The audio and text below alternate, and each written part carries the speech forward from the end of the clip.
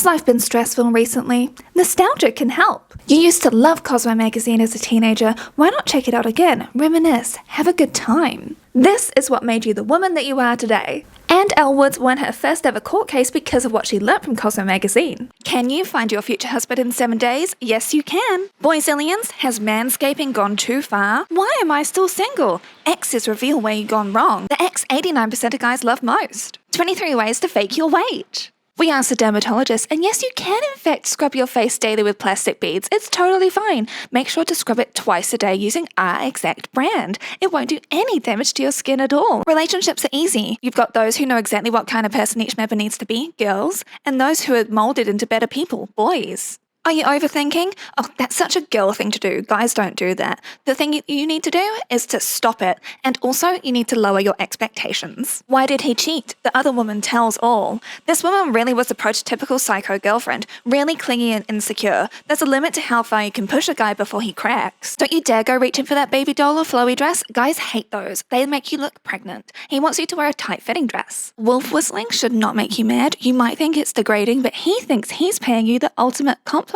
You need to take pity on him, actually. It's stupid, yes, but don't scold us, pity us. We're in complete awe of a beautiful woman, and in their presence, reason goes out the window. Just smile and shrug it off with a dismissive, men. And look, this woman likes it too. On a day when she's feeling down in the dumps, she suddenly feels lifted from getting objectified, so you should too. This is why all millennials are in therapy. These are my magazines from 2007 to 2008 when I was 17 going on 18. Look at the messaging that we got that was meant to guide us into being self-assured human beings. How are we meant to have healthy relationships not only with our romantic partners, but also with ourselves, when the messaging was actually coming from an almond mum combined with Barney Stinson, who really wants you to cater to every whim that he has, combined with a judgmental boomer prude. You have to be flirty, not slutty. You have to be interested in what he likes, but not desperate. And in every single issue, you could always hear the guy's side of things and what guys want women to do, and this was meant to guide us. Oh, we wonder why people became pick-me's. In these magazines, guys told us how they wanted us to dress, how they wanted us to act, how they wanted us to do our own makeup even. No, really, I'm not kidding. We're gonna get to it. There's an article where in order to learn what a girl has done wrong in her relationships, they actually go to interview her exes. Bear in mind, all of the women involved were in their mid to late 20s, and then they even go back asking their exes from college, so when they were like 18 years old. Yeah, because people don't change from that time. The thing which really drew me to these articles was the amount of self-doubt from these women. Do I expect too much? Am I too demanding? Am I too needy? The one I really want to focus on is Gemma, who asks, am I too desperate? Her last relationship was 18 months ago. Once again, the guy from uni saying that she needs someone strong that will challenge her rather than bow to her every demand. Followed by Michael, she was always determined to get her own way, whether I liked it or not. So it turns out that he actually cheated on her. He said, she's a great girl and she deserves happiness with someone. He better make sure he has lots of time, energy, and money though. And then we have the final guy who said that he didn't like it, but the fact that she was no longer the confident, sexy girl that he started to date, and the fact that she wanted him to text her back and she was too clingy and he didn't like this insecurity that she was showing. But you see, this is where she needs to change herself in order to be able to get a man, silly. There's this article where it guides you on how to tell if a guy is the one, where it also talks about the benefits of having an ultimatum. And then in another Cosmo magazine, it actually goes saying why you shouldn't stick to timelines and why you shouldn't put so much pressure on a relationship. What do you want us to do? Everything was such a contradiction. When she calls all the time just to talk, I can't help but think she's a psycho.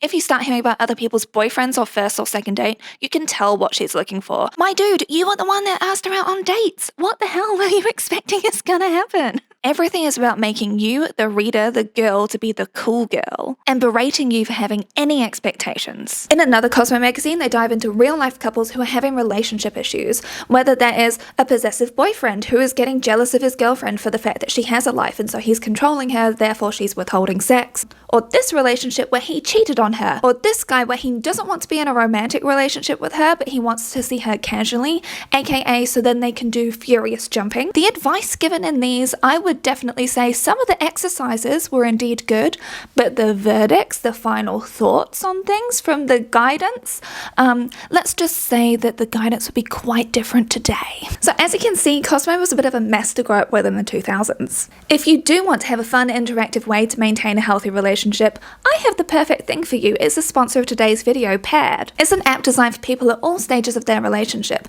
Like, you know that Brandon and I, we've been together for 11 years, we've been married since 2020, we've literally recently moved across the country, we've dealt with a lot of things in our life, but that doesn't actually mean that either of us want complacency in our relationship. If anything, it means that we want to find ways to be able to nurture it more. I've always advocated for good communication in relationships, as you've seen across my videos, but sometimes being able to actually broach these topics is a very challenging thing to do, and that's exactly where Paired comes in handy. Paired helps us solve these with daily quizzes, relationship check-ins, and games where you both independently input where you think things are, how you're feeling, and areas for improvement. And then you get to see each other's scores, and this can help you get started on those important conversations. The biggest benefit is you don't even have to be in the same room at the same time to do the questions, enabling you to be vulnerable on your own time in your own space, and it means that you can think about your answer beforehand. I know from all of the comments, because yes, I do read them all, how many of you actually do struggle with conflict. So this is a really good way to be able to think about something beforehand and submit it, so then you can actually open the door to have this healthy conversation. Normally whenever I get a phone notification, I'm like, oh god, what now? And my anxiety is peaking, but then when I see it's like the little Paired symbol, I get little butterflies, like when Brandon and I started dating, because I know that he's answered a question or it's a prompt for today's challenge, and it's actually been a really cute way for us to be able to stay connected, and it's been a way to be able to spark these really great conversations, and honestly I've been really enjoying using it. The quizzes are a bit like the Cosmo ones from the 2000s, but if they were actually good, because it's made by experts who know what they're talking about. Each question or quiz shows why something can help your relationship. It creates opportunities for you to say what you admire in them, what attracts you to them, and helps to build fun and meaningful conversations, which is something that can fall by the wayside in our extremely busy and stressful day-to-day lives. And I've got a great deal for you where you can access all of the amazing things that Paired Premium has to offer, like question packs, exercises which are designed by leading experts on things such as defining gender roles. You know how passionate I am about unpaid labor, right?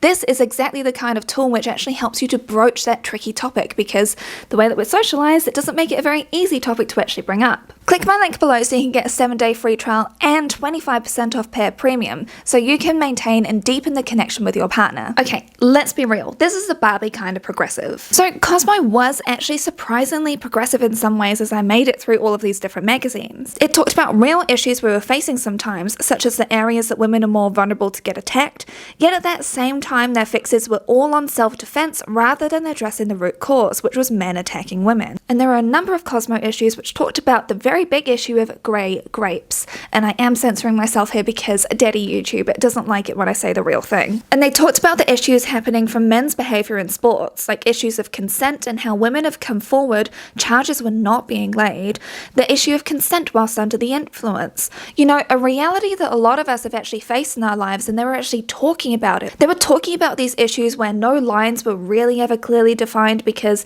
back then, if you went on a date with someone, well, that clearly signaled exactly what you were okay with, right? So it was actually talking about this stuff, and I really did appreciate that. But there was still a lot of victim-blaming mentality that we were coming up against in that time, and sadly it's still happening today. The frustrating thing was that they didn't provide any solutions, with everything being so ingrained. Like in this article from May in 2008, where the AFL actually did a DVD about respecting women for their players due to a number of very disturbing incidents, with the final sentiments being, it's probably going to be a generational thing, hoping that things would get better with time. Well, even with Me Too happening in 2017, like, what really has changed all that much? Yeah, some guys are actually scared of being accused, but the amount of people that actually false accuse people is teeny weeny, whereas the amount of people that do not report it through fear, through shame, through all of the other stuff that I've talked about in multiple of my videos, that number is actually huge. It's underestimated, I would very easily say. I mean, heck, I bring up what Russell Brand allegedly did in this video, and people were flat out attacking me. And you may just have seen my video on Man or Bear, where someone actually came to my personal email address and threatened me in that. So when I'm saying that I don't really think things have changed all that much, I haven't really seen much in terms of like collective huge change. The biggest shift which I have observed, which I know a number of you have also been through, is I've been through this, which is women actually unlearning internalized misogyny, women actually going on a learning journey to support each other, to support the LGBTQIA plus community, to actually broaden our horizon and be kinder to each other rather than view each other as the enemy. That is where I have personally seen the biggest change. But internalized misogyny is a topic which we're sadly going to be coming back to when it comes to Cosmo magazines, because they display an awful lot. When I say that Cosmo was actually pretty progressive, in 2007 they were writing about things like friends buying homes together.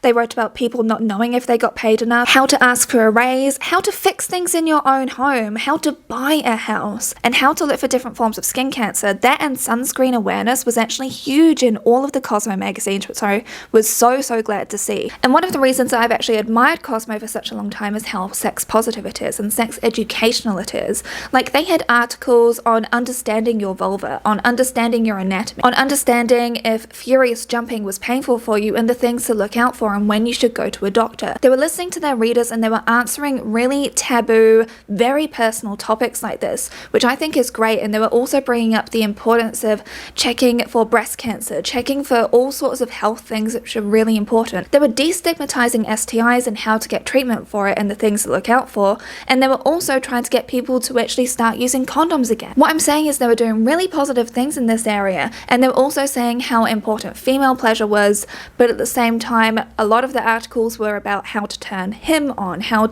what he wants in the bedroom, you know, all that sort of stuff. Yes, there were indeed guides on how to guide him down there and everything, but it was a lot about focusing on male pleasure ultimately and how to make yourself stand out from the rest in a way. It goes without saying, this is amatonormativity, okay? This is very white, cis-het relationships. And when I was reading through the magazines, I didn't find any examples of genuine gay people. They even had articles saying, well, if you fantasize about the same sex, that's totally normal. It doesn't mean that you're gay or anything, or anything else. By erasure, I'm just saying. They were really trying to put a lot of things down to curiosity and kind of Katy Perry, I kissed a girl and I liked it sort of vibes. There was also an article about boyzillions. Yes, Brazilians that men get and how it's not a masculine thing to do. They said about this, has metrosexuality gone too far? You can tell that you're in the 2000s when the term metrosexual is used unironically. Like, what I'm saying is that these magazines are very gender binary. Men are from Mars, women are from Venus, and women are the ones that need to improve men, but also do not nag him. Also you need to change yourself, and you kind of just need to accept that he is the way that he is. And we'll be getting more into Hamish's articles, a comedian from Australia, which I'm sure a lot of you know. Even when it's empowering women to be able to take a sink apart, they're still encouraging them to be feminine, svelte, delicate beings who aren't too forward. It's a very Charlotte approach to what appears to be a Samantha magazine. You and I both know that there are still terrible things happening in Sudan, and Alec actually had to flee the country at 14 from civil war. She had to go to London, learn a whole other language, do everything herself, and kind of reinvent her life. And look at the first questions that she gets asked. You've had an amazing life. What made you decide to write it all down? The civil war took a real toll on the people of Sudan. I couldn't not write it. It was closure so I could move forward. You should be ashamed of yourself. Immediately followed by, as a child, you suffered from debilitating psoriasis and your mother tried everything, including witch doctors, to cure you. Did it affect your self-esteem? Literally tokenizing, exotifying her, and bringing up witch doctors. Are you kidding me? This woman has written a book about what happened in Sudan and about her life, and then you do this? Disgusting behavior. But this is also the same magazine that went on about ethnic scarves, so... And a huge transphobia warning, please skip ahead to the next section if this will affect you. This is from 2007 and the title will tell you everything. My boyfriend grew boobs in secret. Transphobia was absolutely rife in the 2000s, and this article absolutely exemplifies it. It comes from the only perspective was from the girlfriend and her victimizing herself in this situation. Whilst it's important to actually get all sides of the story, they really are dehumanizing Stephanie. Uncoding what men want from women really was Cosmo's forte. Some of it was actually good, like making sure that you appreciate each other in the relationship, giving girls ideas on how to make sure that guys feel special, and Sometimes on conflict management it was kind of okay, and a few times in Hamish's articles where people would write in and ask him questions, sometimes he was actually pretty on the money when it came to his responses. Other times, not so much. In Hamish's articles in general, I have some problems with. His articles were really trying to create readers to be the cool girl. You know, the cool girl. The Gone Girl speech that we all know very well. This is the kind of person that Hamish and actually Cosmo magazine as a whole were trying to create and encourage. There was a lot of sexism, we can very simply say. His advice, for example, don't have any expectations for your boyfriend to have planned anything for Christmas. Don't be a jealous girlfriend. Appreciate what you've got. Be extra cool with his friends. Make sure that he can go out with his friends all the time. Be super chill in general, but always make sure to be very well maintained yourself. Make sure to always look hot. Make sure to always put in effort. Make sure to always be pretty. Make sure to always adhere to the male gaze. And don't talk about bodily functions, ever. Ugh, nobody wants to know, especially not your partner. Like, look at the mini Cosmo that he edited where the cover was a scratch and sniff Miranda Kerr. I wonder how she felt about that, because I found this really creepy. I'm sure that back then at the time it would have been seen as like a, ooh, flattering thing.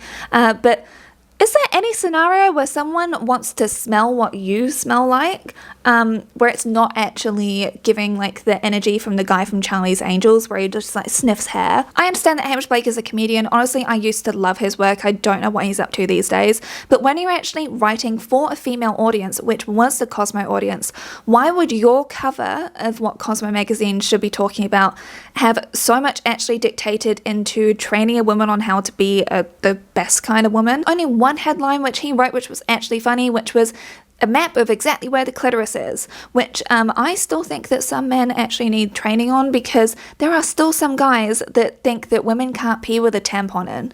So yeah, I think there's some education gaps happening here. We've got this amazing article where you've got 4 beautiful women, and then you ask the men what they think of these women, and if you think that they actually look good.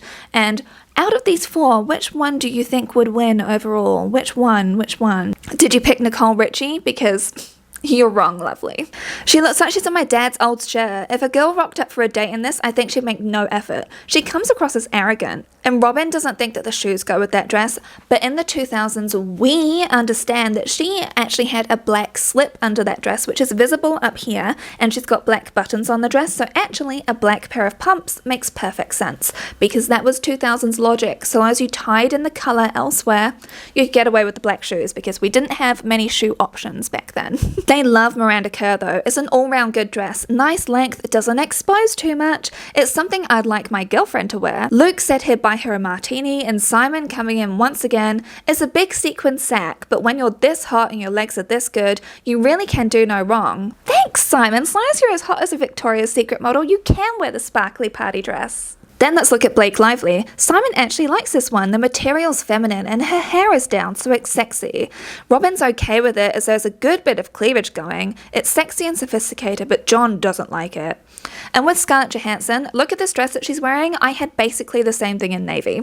It's classic but not boring. I'd go easier on the eye makeup, but hey, you wouldn't kick her out of bed. Wow, Dan, you really think that ScarJo would even acknowledge your presence in the world?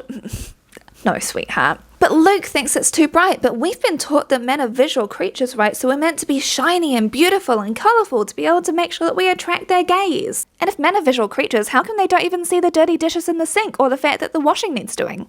But Joshua likes it though, because she doesn't stick out like a sore thumb and she still looks hot. You know, the really important things, you have to be hot, but then not too out there. You have to be like conservative hot. So the winner is, did you guess it? It's the Victoria's Secret model Miranda Kerr. She's a lovely person. I'm not saying any of this to shade her, but it's just like, of course the Victoria's Secret model was going to win. Oh, and on the very next page, actually, they go into body language, which has indeed been disproven as many times as people are body language experts here on YouTube. They clearly do not understand that neurodivergent people exist and that people actually express themselves in different ways, especially all over the world. Everyone's been raised in very different ways, so their body language doesn't always always indicate the things that you think it does. So they're decoding people here, but it's very much the same vibes of he's just not that into you. One of my most hated movies ever, which is actually based on a book. That movie came out in 2009, so it really doesn't surprise me that everyone was thinking this exact way back then. It was just full of terrible advice, negging, misogyny, and the most cringe-worthy movie ever. I love this article because one thing which was evolving was technology, and so there were guides on how to send emails, on how to send text messages, how to flirt through text message. I'll just read out a couple of examples for you. Hey gorgeous, guess who? Yes, that crazy girl you met last weekend. Just wanted to say hi and thanks for a great weekend. Take care, X. Catch up soon. Immediate block. OGs on this channel know that I started this because I wanted to be able to talk about cruelty-free and vegan makeup and show how it worked on my very problematic skin. And there is luckily an article all about the kind of makeup that men want women to wear, and it has 3 beautiful women. So we've got Denise Richards and Beyonce and Misha Barton. So these women were all considered to be peak prettiness, and so they had a barely there makeup, a light coverage of makeup, and heavy makeup. Now, I couldn't help but notice when I was looking at these pictures, why is the Beyonce picture where she's not wearing much makeup so bad? Why did they have great lighting for the other two, but then on Beyonce's, she's got dark shadows over her face and everything. It's like the other ones, they actually look really nice without makeup, but in Beyonce's, half of her face is just shadow. Why would you do that to her? And I was also thinking, because of the way that Denise is holding her head, so her jaw looks more square when she's wearing minimal makeup, I was thinking that's probably why guys actually preferred her in lighter makeup where you can see her actual heart-shaped face. But that's me personally, but as you can very clearly see, guys much prefer the barely there makeup, unless you're Denise Richards, where they prefer like a bit more, because when they say light coverage of makeup on her, I'm like, no, that's actually pretty heavy makeup. Or maybe it's just kind of questionably applied 2000's makeup. As you can see though, men preferred makeup they didn't really know was makeup. And in another article, they actually asked women's partners to say what they wanted their girlfriends to wear. It turned out exactly as you thought it would. The women were saying what they're comfortable in and what they felt good in, and then the men are like, actually, I really like it when you show stuff off. I really like it when you're more casual, you're more accessible in a way. Or straight up, there was this guy that said that he wanted his girlfriend in uniforms, which unless you're employed there, is not really something that you go out and about in. And then, of course, there was this dude here who's just like, I prefer her when she's in bed. But you also know that she's more than just that, right? For such a female-centered magazine, it really is mostly catering towards the male gaze, asking what men want, how to get into a relationship with men. It's all very much around centering men in your life. Yeah, absolutely. You can have the career. You can be empowered and go shopping. You can be empowered to, enjoy sex, which is a good thing. But at the same time, it's kind of like I said before, it's like Barbie progressive. It's not really actually making any meaningful change. So did Cosmo actually kind of hate women because there's a lot of internalized misogyny on show? Like, why were there so many jokes made at women's expense? And why does this article even exist? Wow, Cosmo, are you trying to say that you hate women? Because all of these issues that they're bringing up in this whole, women are dangerous drivers thing, they're all things which all genders actually do. Women aren't the only distracted drivers who were changing CDs back at the time, or when you're changing a radio station or whatever. It's not a gendered thing to drive when you're tired. It's also not a gendered thing to go for a drive if you're upset or angry or something. Why are you making this into an article about bad women drivers when this is actually a non-gendered thing which all genders actually need to have better road safety? Because that's what this should really be about. They even came with the Spice Girls. Okay, no they didn't. Technically, this article is actually praising what the Spice Girls actually did, because you know that I'm a big fan of them still. They did a net positive good, and I'll always die on that hill. The thing that I actually really want to reflect on here is the readers' responses, saying how the Spice Girls were outdated. We don't have to say that, because women are intelligent, powerful, and successful themselves. We've moved on since that time. We just get on with the job now. Standing up for the rights of women, it's stayed with us, but we've moved past it. But as we've seen from what comes up in these magazines all the time, and from what was actually the culture at the time, was that things haven't actually moved on. I would honestly say that things in the 2000s regressed. Feminism in the 2000s was the dirtiest word. You couldn't say that you were a feminist, you had to say that you were an equalist, or that you just didn't think about it because you thought that you were on the same level as men, and so it doesn't matter about what you do. And it's really interesting to me because we thought we'd come such a long way, but actually things have just been repackaged and made into a way of like, this is female empowerment. No, we're actually all equal now, even though I'm constantly made to be conscious of my own body and need to dress for the male gaze, otherwise I'll be considered to be incredibly ugly, and I'm always worried about aging and making sure that I look okay for them, okay? I'm really trying to be the cool girl. Everything's fine. Come off it. And we have to also talk about Britney because these magazines came out in 2007, 2008, and we know that Britney was going through hell at that time in her life. I've made 2 videos all about Britney. Remember how I was praising this article earlier? Well, the way that they actually open it is saying, thanks to a slew of movies, TV shows, and well, Britney Spears, vagina talk has become a social norm. As in, like, shaming Britney for getting out of cars and then paparazzi invading her privacy. This advert also exists where they're saying that the only reason that Britney got pregnant was to make her boobs bigger. And then Cosmo did this 2-page article on whether they could actually forgive Britney. And oh, this is what I mean when I say the internalized misogyny in the 2000s was super strong. They were weight shaming her, they were shaming her for literally everything, they were victim blaming her. Like, there was such a misunderstood vision as to what Britney was actually going through at the time. The vitriol towards female celebrities can really be summed up by the way that they treated Paris Hilton, Lindsay Lohan, and Britney Spears. The Bimbo Summit was saying that in order to be taken seriously that she needs to lose weight, she needs to stop acting crazy. Like, there's so much ableism throughout everything. This article genuinely sums up everything that was wrong in the 2000s when it came to the way that everyone treated Britney.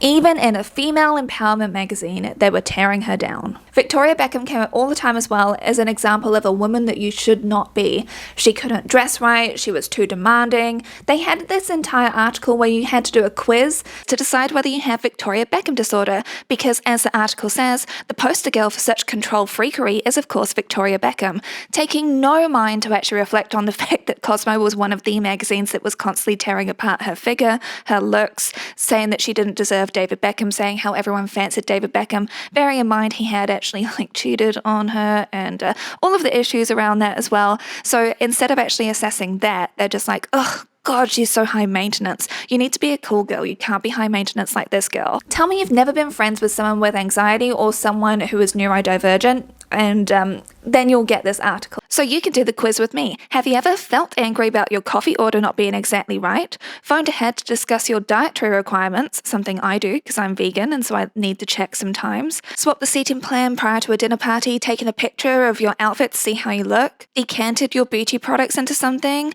Asked for music at a house party to be changed because it brought back difficult memories. Agonized on whether you prefer your Coke with or without ice. Asked someone in public places to please stop smoking. Refused to lend one of your girlfriends your lip balm.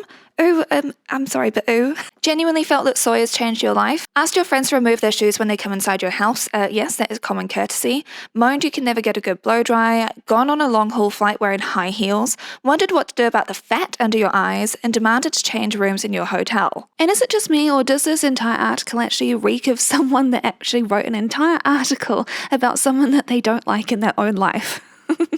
It was such a women-hating article. This is what I mean when I say pick-meism was so strong. And again, this comes down to molding everybody to try and be like the cool girl, because cool girls don't care. The thing is that Cosmo never reflected on the scrutiny which actually affected celebrities to make them act so hypervigilant, so worried and anxious about what they were eating or how they looked.